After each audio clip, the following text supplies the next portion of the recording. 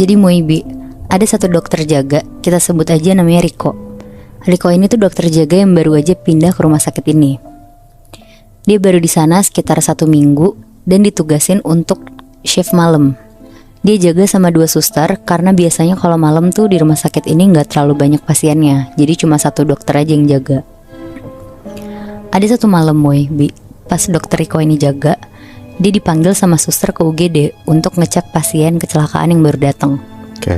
Langsung datang tuh dokter Riko ke UGD. Dan pas ngeliat pasiennya ini tuh korban kecelakaan motor yang ditabrak sama truk Moibi. Kondisinya tuh udah nggak sadar, tapi masih ada nafasnya di situ. Dan pas lagi diperiksa dokter Riko, yang tadinya masih ada nafasnya, tiba-tiba tuh hilang pelan-pelan Moibi.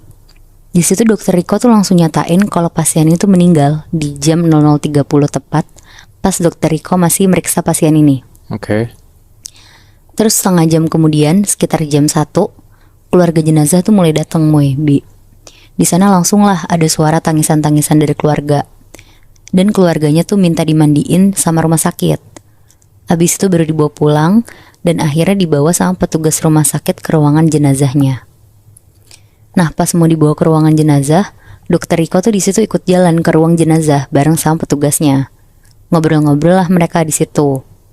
Dokter Riko yang baru di rumah sakit itu tuh kayak nanya-nanya ke petugas ini, udah berapa lama mas di rumah sakit ini? Karena kebetulan tuh baru kenal juga kan si dokter Riko sama petugas ini. Dijawab sama petugasnya, udah 10 tahun di sini dok. Terus dokter Riko bercanda-canda lah, nanya, kayak pernah ngalamin kejadian mistis apa mas di ruang jenazah? Saya mau ikut ke ruang jenazah karena saya belum pernah masuk situ tengah malam. Dijawab sama petugasnya, cobain aja sendiri dok, kalau diceritain mah gak selesai ini. Akhirnya karena penasaran si dokter Riko masuk juga tuh ke ruangan jenazah. Pas masuk di dalam, lumayan gede tuh ruangannya Moibi. Ada 10 tempat tidur untuk naruh jenazah. Tapi ada beberapa jenazah yang katanya tuh belum diambil-ambil juga sama pihak keluarga, udah kayak berbulan-bulan gitu. Lama banget. Iya. Dan di situ akhirnya dokter Riko lumayan kaget ngeliat beberapa jenazah yang masih ada di ruangan itu. Tapi si dokter Riko nggak sendirian kan? Di sini nggak sendirian, soalnya ada petugas yang naruh itu kan Moy. Terus pas abis petugas yang naruh jenazah yang baru ini, dia bilang ke dokter Riko, dok saya tinggalnya ke depan. Nah sementara si dokter Riko tuh masih kayak nge-explore ruang jenazah gitu Moibi. Kayak ngeliat-liat sekitar, terus ngeliat jenazah-jenazah yang belum dibawa pulang sama keluarganya. Jing berani banget ya. Nah terus Moy, gak lama tuh dokter Riko kayak ngedenger ada suara rintihan gitu. Dari situ dia kaget banget dong. Tapi dia di situ masih mikir, oh mungkin itu petugas yang tadi. Akhirnya dipanggil-panggil lah sama si dokter Riko, Mas. Tapi gak ada suara sautan sama sekali. Akhirnya dokter Riko langsung keluar lah dari ruang jenazah itu, karena akhirnya dia lumayan ketakutan juga kan. Iya. Terus pas lagi cepet-cepet keluar dari ruang jenazah, di depan pintu tuh ada si petugas yang tadi Moibi. Terus langsung nanya lah si dokter Riko, Mas tadi bersuara ya? Terus si petugas ini tuh bilang, enggak dok, kenapa dok? Langsung tuh dokter Riko ngalihin, bilang, enggak apa-apa mas. Terus petugasnya bilang, saya mau ngeluarin jenazah tadi ke ruang mandiin jenazah dok. Terus dokter Riko yang belum ada tugas apa-apa, akhirnya dia ngikut lah ke ruang mandi jenazah bareng sama si petugasnya. Nah pas sampai di ruang mandi jenazah, dokter Riko yang baru pertama kali kesana tuh sama Moibi, kayak pas dia di ruang jenazah tadi. Dia nge-explore lagi, lihat-lihat sekitar, sampai akhirnya pas keluarga jenazah datang, dia langsung keluar lah dari ruang mandi jenazah. Dan pas dia keluar dari ruang mandi jenazah itu, dokter Riko tuh ngerasa kayak ada yang ngikutin dia jalan di belakang. Tapi pas dokter Riko nengok ke belakang tuh gak ada siapa-siapa Moibi. Akhirnya dia berusaha jalan cepet tuh mau ke arah UGD lagi. Tapi pas dia lagi jalan cepet, kan kalau mau ke UGD tuh harus ngelewatin ruang jenazah tadi ya. Nah pas dia ngelewatin ruang jenazah, dokter Riko tuh ngeliat ruang jenazah tuh kayak kebuka lebar gitu Moibi. Padahal tadi tuh udah ditutup rapet sama si petugasnya ini.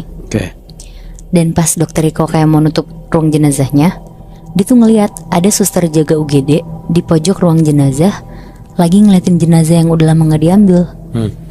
Akhirnya masuklah dokter Riko ke ruang jenazah itu. Dia mau nanya ke suster jaga itu ngapain kan di ruang jenazah. Soalnya kirain dokter Riko tuh jenazah yang udah lama ditaruh situ akhirnya mau diambil keluarganya. Tapi gak taunya Moibi, pas dia masuk ke situ, susternya itu tuh nangis-nangis sambil ngelus jenazah ini. Terus susternya ngeliat lah ke dokter Riko dengan kondisi muka suster ini tuh nangis darah. Anjing. Di situ si dokter Riko tuh langsung cepet-cepet keluar dari ruang jenazah itu. Dia nutup pintunya, dia jalan cepat ke UGD. Terus begitu sampai UGD dia langsung duduk lah di meja UGD-nya. Berarti suster itu bukan manusia kan? Bukan, Muy. Anjing. Terus nafasnya tuh masih ngos-ngosan kan, karena tadi cepet-cepet tuh dia jalannya. Iya. Langsung ditanya lah tuh sama suster jaga yang ada di UGD, yang tadi dia lihat. Si susternya nanya, "Dok, kenapa?" Terus dijawab nih sama si dokter Riko, "Tadi saya lihat kamu di ruang jenazah." Terus si susternya ini tuh ketawa-tawa bilang, "Ih dokter, ada-ada aja sih, jangan nakut-nakutin dong."